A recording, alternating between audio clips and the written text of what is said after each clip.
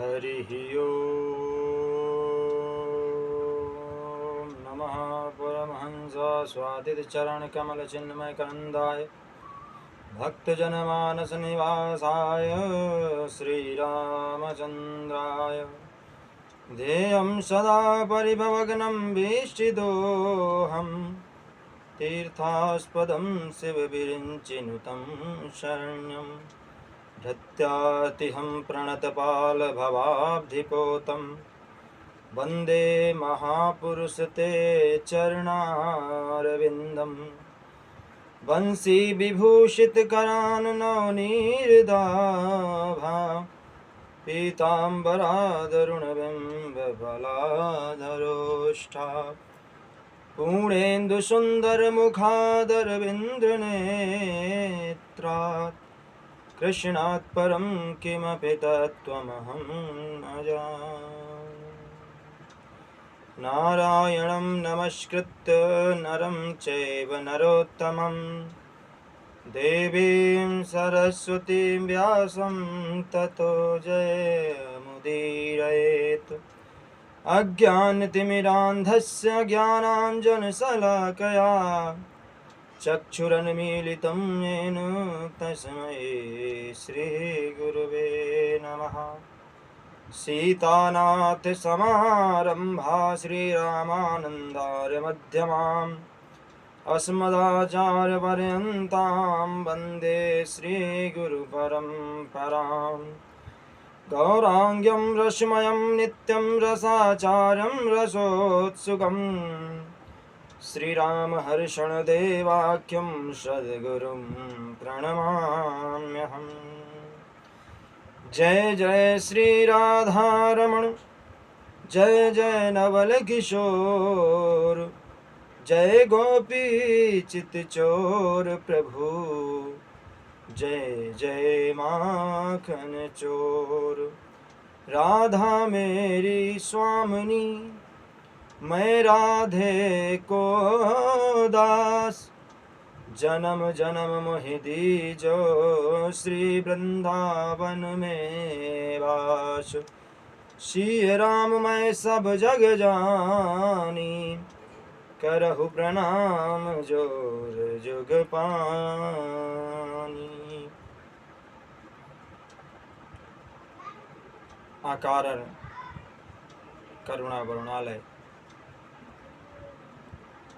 श्री कृष्ण की वांग्मय स्वरूपा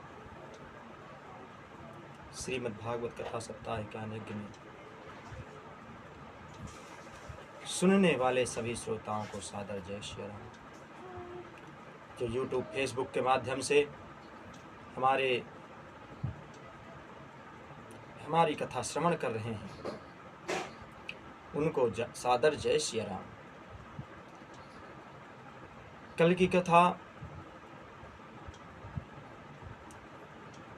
भक्ति माता ने नारद जी को पुकारा।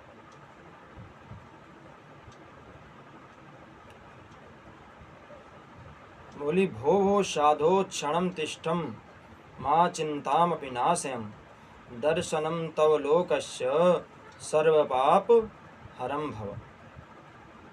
हरम परम। महाराज जी कहाँ भागे चले जा रहे हैं? 1 मिनट रुकिए तो सही।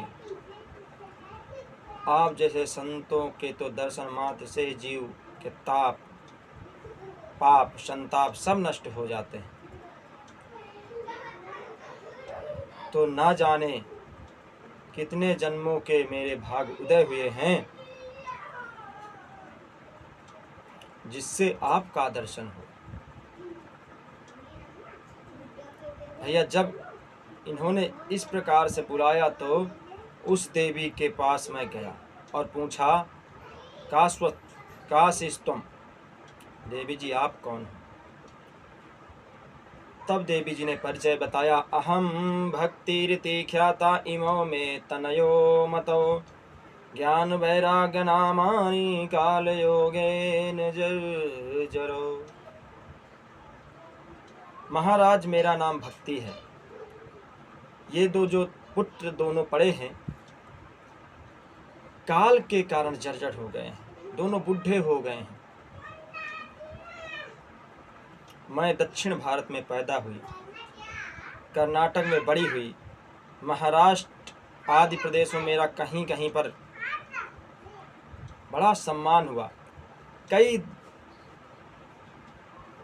प्रदेशों में भी मैं गई, लेकिन जब मैं वृंदावन आई तो नवयुवती हो गई।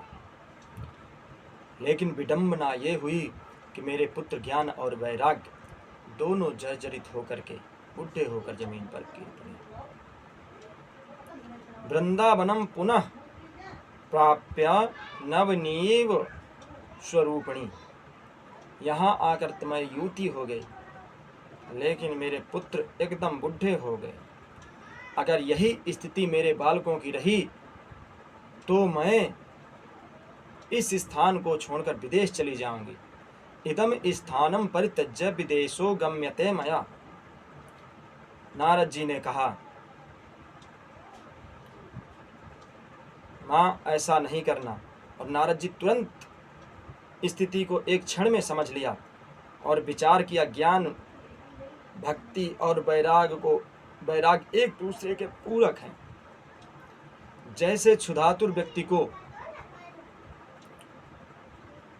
प्रसाद पाने में, भोजन ग्रहण करने में तुष्टि पुष्टि और क्षुधा की प्राप्ति होती है, भोजन करने से भूख मिट जाती है, पेट भर जाएगा, इंद्रियों में बल आ जाएगा और शरीर में ताकत आ जाएगी, एक साथ तीनों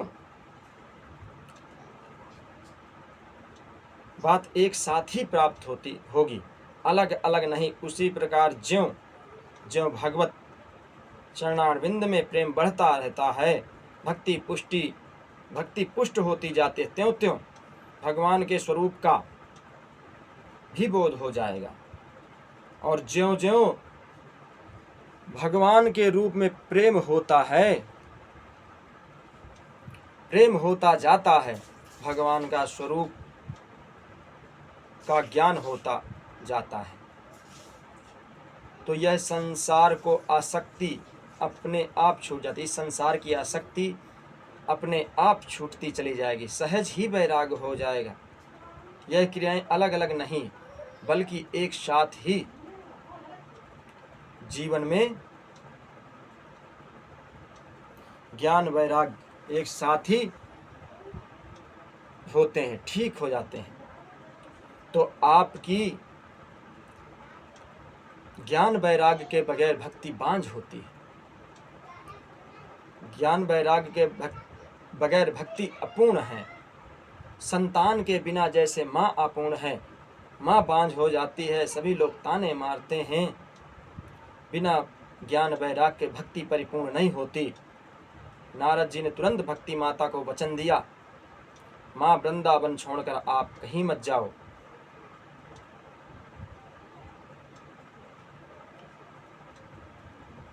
न जाइए। आज हर क्षेत्र में लोगों को जब तक विदेशी मोहर नहीं लग जाती तब तक उसकी काबिलियत नहीं समझी जाती। महात्मा हो या संत हो, जब तक विदेश ना गया हो तब तक उसको परिपक्व नहीं माना जाता। तो माँ विदेश का प्रमाण पत्र प्राप्त नहीं करना, इसका प्रसार हो जाता है। हर भारतीयों की दृष्टि में यही है। द्वापर त्रेता सतयुग तो आप बड़े आनंद के साथ रहें, अब ये घोर कलिकाल आ गया है। इस कलयुग में सब सदाचार लुप्त होता जा रहा है। तेन लुप्तः सदाचारो योग मार्गस्थ पांसिचा। बुद्धिमान वही है जो धैर्यपूर्वक अपने नियमों का पालन करता है, क्योंकि अभी तक तो फिर भी बहुत कुछ मंगल दिखाई पड़ रहा है। वर्षे वर्षे क्रमज्जाता मंगलम नापि दृश्यते। ज्यों ज्यों समय बढ़ता जाएगा, जो थोड़े बहुत ये मंगल कार्य हो रहे हैं वो भी विराम होते चले जाएंगे, वो भी दिखाई नहीं पड़ेंगे।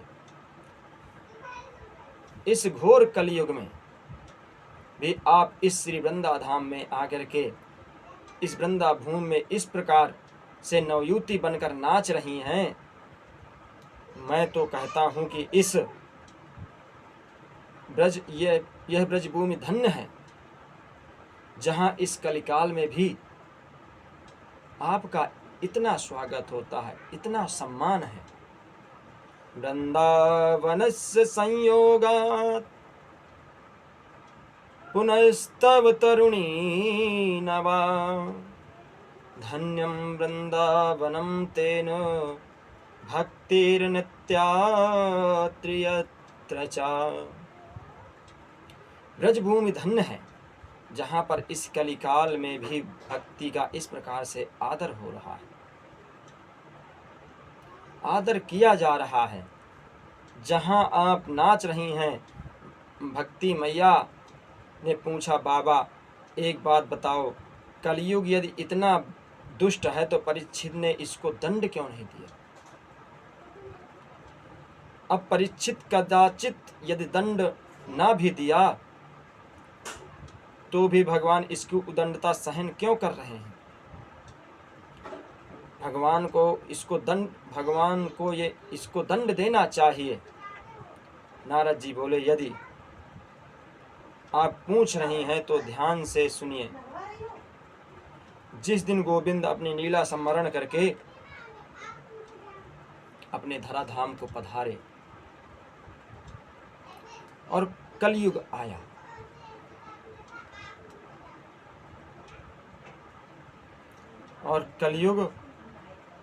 आया, और जैसे ही परीक्षित जी कलयुग को मारने के लिए उद्यत हुए तो कलयुग शरणागति हो गया। परम वैष्णव के शरणों में जो चला जाता है उसको क्षमा कर दिया जाता है। कलयुग में लाख अवगुण थे, लेकिन एक बहुत बढ़िया गुण था, इसलिए परीक्षित जी ने उसको माफ कर दिया। यत् फलं नास्ति तपसा न योगेन समाधिना, तत्फलं लभते सम्यक् कलो केशव कीर्तना तथा। कलयुग केवल हरि गुण गावत नर पावहि भवथा। अन्य युगों में जो घोर तपस्या करने से फल प्राप्त होता है, कलयुग में केवल राम नाम संकीर्तन करने से, सत्संग में जाने से, सुनने से ही वह सद्गति प्राप्त हो जाती है। सतयुग, द्वापर, त्रेता, इनमें तपस्या करते करते लोगों के शरीर में दीमक लग जाती थी, तब जाकर हरि का दर्शन होता था, मोक्ष प्राप्त होता था। लेकिन इसमें ये सब करने की आवश्यकता नहीं। इसमें तो आप सिर्फ सत्संग कीजिए, भजन कीजिए, शाम सुबह अपने कामों से निवृत्त होकर राम नाम लीजिए, इससे ही सद्गति प्राप्त हो जाएगी। लेकिन कलयुग का इतना प्रताप है कि हम वो भी नहीं कर सकते, शाम से भगवान का नाम ही भी नहीं ले सकते, क्योंकि इस भौतिक चीज़ों को जोड़ते जोड़ते हम इतने व्यस्त हो गए हैं। इतनी व्यस्तता है कि शाम को जब सोते हैं तो सुबह फैक्ट्री की याद आती है, कल कैसा रहेगा, किस तरह बॉस हमारे ऊपर पेश होंगे। हमें भान ही नहीं रहता कि प्रभु की कृपा है हमारे ऊपर जो हम कर रहे हैं। कलयुग में लाख बुराइयां हैं, पर ये दोष पर परीक्षित जी रीझ गए और उसको रहने दिया। सिर्फ संकीर्तन मात्र से सर्व पाप नष्ट हो जाते हैं।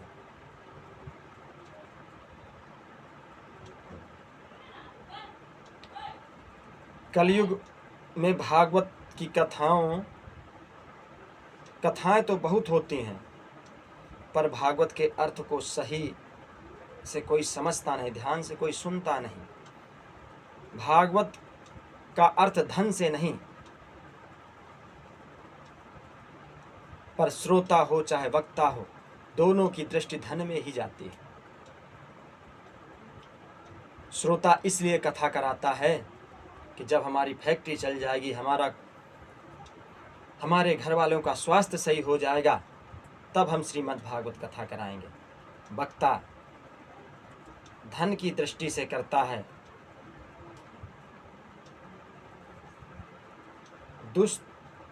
दुष्जस्तस्य कथार्थम, भागवत के अर्थ पर यदि दृष्टि चली जाए, भागवत का तात्पर्य जो समझ गया, समझ लिया, तो वह अपने आप ही धन की शक्ति छूट जाती है, धन की आसक्ति छूट जाती है। भागवत एक कल्प वृक्ष है, जो मांगोगे वह प्राप्त होगा, इसमें संशय नहीं है। यदि व्यापार बढ़िया चलाना है, भागवत कथा कराइए तो आपका व्यापार चलेगा।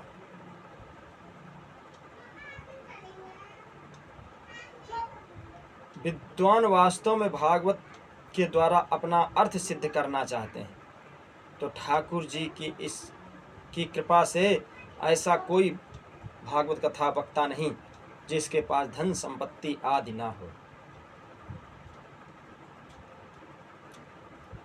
परंतु सुखदेव जी कहते हैं, निष्काम परमहंसों का यह परम तत्व है, यद्वैषणानाम धनम। परमहंसों की यह पावन संहिता है। तुम्हारा लक्ष्य क्या होना चाहिए, तुम्हारी कामना क्या हो, उसी की पूर्ति होगी। भक्ति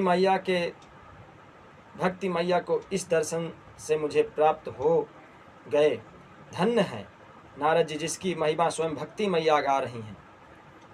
जयति जगति मायां यस्य काया धवस्ते, चर बचन रचनमेकं केवलं कचाकलया। ध्रुवमपि यातो यत्कृपातो ध्रुवोऽयं, सकलकुशलपात्रं ब्रह्मपुत्रं नतास्मि। सकलकुशलपात्रं ब्रह्मपुत्रं नतास्मि। हे ब्रह्मा जी के मानस पुत्र,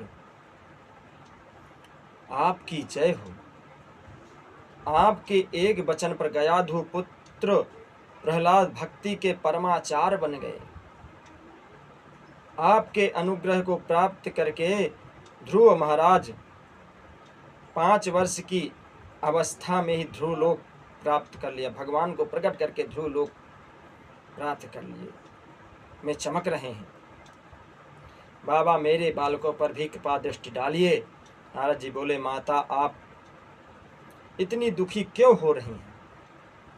अरे जिन प्रभु ने कौरवों को कुशित सभा में के बीच भी द्रौपदी को बचा लिया, हे कृष्ण, हे कन्हैया, आज हमारे मध्य विराजमान है। सा कृष्णः क्वापि नो गतः, वे कहीं चले नहीं गए, बल्कि आज भी भक्तों के हृदय में। इसीलिए आपको किसी प्रकार की चिंता करने की आवश्यकता नहीं है। श्री कृष्ण चरणाम भोज स्मर दुःखम गमिष्यति। आप भगवान के चरणों का ध्यान करें, दुख अपने आप ही भाग जाएगा। हरि स्मृति सर्व विप विमोक्षणम, हरि स्मृति सर्व विपद विमोक्षणम। गोविंद की स्मृति सारी विपत्तियों से अपने आप ही मुक्ति करा देती है। इसीलिए माता जी गोविंद के चरण कमलों का ध्यान करें। ब्रज के नंद लाला श्री राधा जो के सांवरिया, सब दुख दूर करो जब मन नाम लिया। ब्रज के नंद लाला, श्री राधा जी के सांवरिया, सब दुख दूर करो जब तेरा नाम लिया। देव ऋषि नारद ने समझाया, नारद जी ने समझाया, और गोविंद के चरण कमलों का ध्यान करो, दुख अपने आप ही भाग जाएगा। जहाँ जहाँ भक्ति महारानी, जहाँ जहाँ वहीं वहीं भगवान रहते हैं, जहाँ जहाँ भक्ति मैया वहीं वहीं भगवान रहते हैं।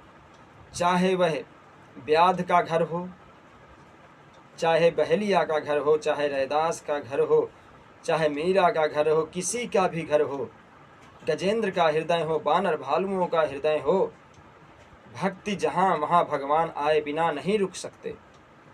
प्रियतम प्रभु अपनी प्राण बल्लभा के पीछे पीछे लगे रहते हैं। इस प्रकार भक्ति की बड़ी महिमा नारद जी ने गाई। अब नारद जी ज्ञान वैराग को स्वस्थ करने का प्रयास करने लगे। ज्ञान वैराग्य के पास आकर देव ऋषि नारद जी ने बड़े बड़े दिव्य वेद मंत्रों के माध्यम से वेद पाठ किया। चारों वेद सनय सनय सुना दिए, पर लाभ नहीं हुआ। उपनिषदों का पाठ किया, फिर भी लाभ नहीं हुआ। भागवत गीता भी सुना दी, एक बार नहीं 100 बार। मुहुर गीता पाठे मुहुर मुहुर, अनेक बार भगवत गीता का पाठ सुनाया, लेकिन थोड़ी सी चेतना तो आती, पुनः मूर्छित होकर गिर पड़ते। नारद जी बोलते, ज्ञानम प्रबुद्धताम शीघ्रम रे वैराग्य प्रबुद्धताम। ज्ञान खड़े हो जाओ, वैराग्य सावधान हो जाओ। बहुत प्रयत्न करने पर भी जब कोई लाभ नहीं दिखा तो नारद जी को चिंता हो उठी कि अब कौन सा उपाय करूं। जितनी भी मेरे पास आयुर्वेदिक दवा थी, आयुर्वेदिक एलोपैथी सारी दवा लगा दी, लेकिन कोई फायदा नहीं हो रहा। जितनी औषधालय में जड़ी बूटियां थी सब मैंने चटा दी, और फिर भी ये स्वस्थ नहीं हो रहे। तभी आकाशवाणी हुई, दिशा निर्देश दिया आकाशवाणी ने। व्योमवाणी तदेवा भून्मा ऋषये खिद्यतामिति, उद्यमः सफलेस्तेयं भविष्यति न संशयः। आकाशवाणी ने निर्देश दिया, नारद जी उद्यम करो, सफलता अवश्य मिलेगी। नारद जी ने पूछा क्या करूं, तो आकाशवाणी ने कहा, एतदर्थं तु सत्कर्मे सुरऋषये त्वा समाचर। नारद जी सत्कर्म करो।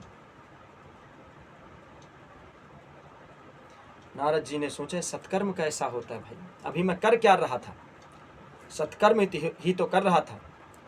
नारद जी ने सोचा जब आकाशवाणी से व्योमवाणी हुई है तो चलिए ढूंढते हैं सत्कर्म। लेकिन अगर बता देती कि सत्कर्म कहाँ करना है, कैसे करना है, तो पता चलता, लेकिन उन्हें कोई ऋषि बताएगा, कोई मुनि बताएगा। नारद जी चल दिए, और जिसके पास भी जाएं एक ही प्रश्न, महाराज ये सत्कर्म क्या है। एक मुनि के पास गए तो बोले, नहीं नारद जी, आप तो हर लोकों में घूमते रहते हैं, आपको भला कौन बता सकता है। जो उन्होंने, नारद जी ने सोचा चलो बड़े बड़े मुनियों के पास चलते हैं, जिनका नाम सुना है। जब वहां जाए, मुनियों ने देखा कि नारद जी आ रहे हैं तो मौन व्रत धारण कर लें। ऐसा मौन व्रत धारण क्यों करें? देखिए, जब कोई स्पेशलिस्ट हो किसी चीज का और वो आकर के छोटे डॉक्टरों से पूछे कि मुझे ये बीमारी है, आप हमको बता दीजिए, तो क्या डॉक्टर संकोच नहीं करेगा कि आप इसके स्पेशलिस्ट हैं, फिर भी आप हमसे पूछ रहे हैं? संकोच होता है। जब किसी ने नहीं बताया तो नारद जी ने सोचा कि चलो नर नारायण से पूछेंगे बद्री विशाल में चल करके, और सीधा नर नारायण के पास पहुँचे। लेकिन नर नारायण तो मिले नहीं, चारों भैया मिल गए, सनत नंदन सनातन सनत कुमार। बोले कि आप मिल गए और आपसे यह मेरा प्रश्न है।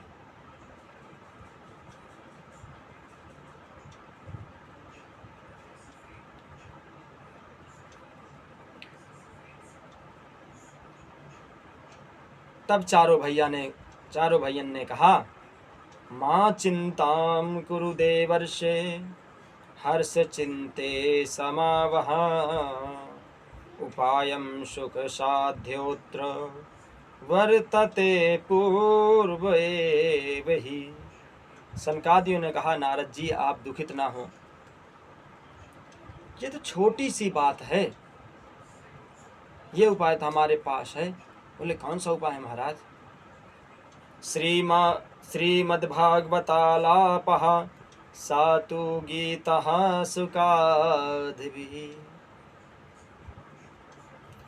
सुखदेव जी जैसे परमहंसों के श्रीमुख से गाया गया श्रीमद् भागवत का वह दिव्य महा औषधि है, जिसको पान करते ही ज्ञान वैराग्य स्वस्थ हो जाएंगे, उनकी वृद्धा अवस्था अवश्य ही दूर हो जाएगी, नौ यौवना संपन्न हो जाएंगे। नारद जी सनकादियों की बात पर विश्वास नहीं किया और सनकादियों से कहते हैं, नारद जी वही दवा तो मैंने भी पिलाई है।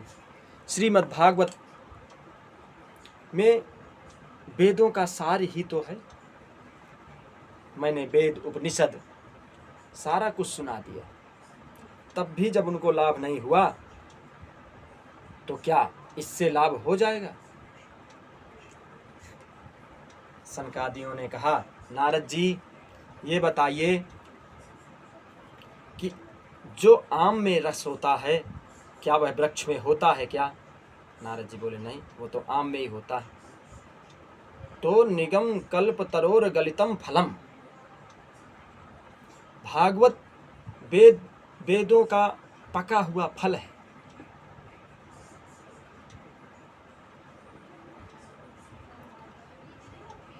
और इससे अवश्य ही उनका जर्जर जो बुढ़े हो गए अवश्य ही नवयौवना प्राप्त कर पाएंगे।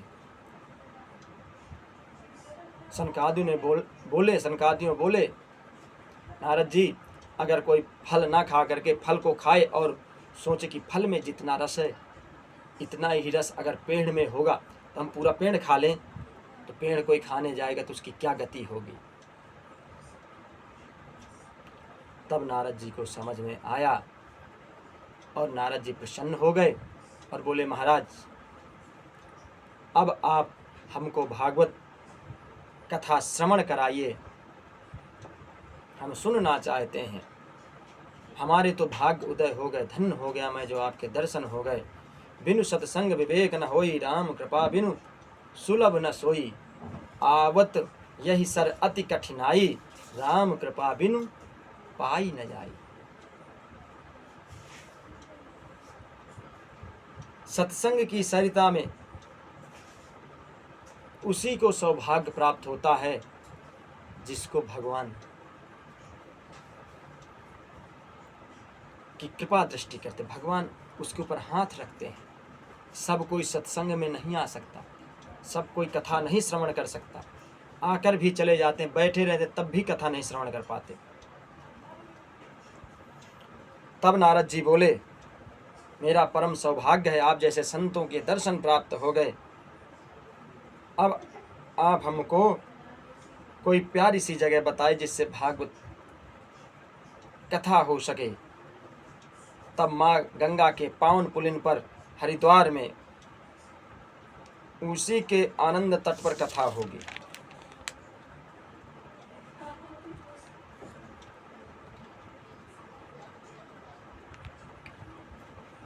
एक बात ये तय है कि बद्रीनाथ में चाहते तो बद्रीनाथ में भी कथा कर सकते थे, लेकिन हरिद्वार में ही उन्होंने कथा क्यों की? वो इसलिए कि जो गृहस्थ हैं वो थोड़ा सा ऊपर आ जाएं और जो साधु संत हैं वो थोड़ा सा नीचे उतर आएं। और वहीं रेत का आसन बना करके व्यासपीठ तैयार की और चारों भैया ने कथा प्रारंभ कर दी। जैसे ही सभी को पता चला कि कथा प्रारंभ हो गई है, तो भृगुर्वसिष्ठश्च वनश्च गौतमो मेधातृदेवा लोकदेवरातो रामासदागादिसुतस्य सालगो मकंडपुत्राजितमिलावा। सभी संत वहां पर दौड़े दौड़े आए। आज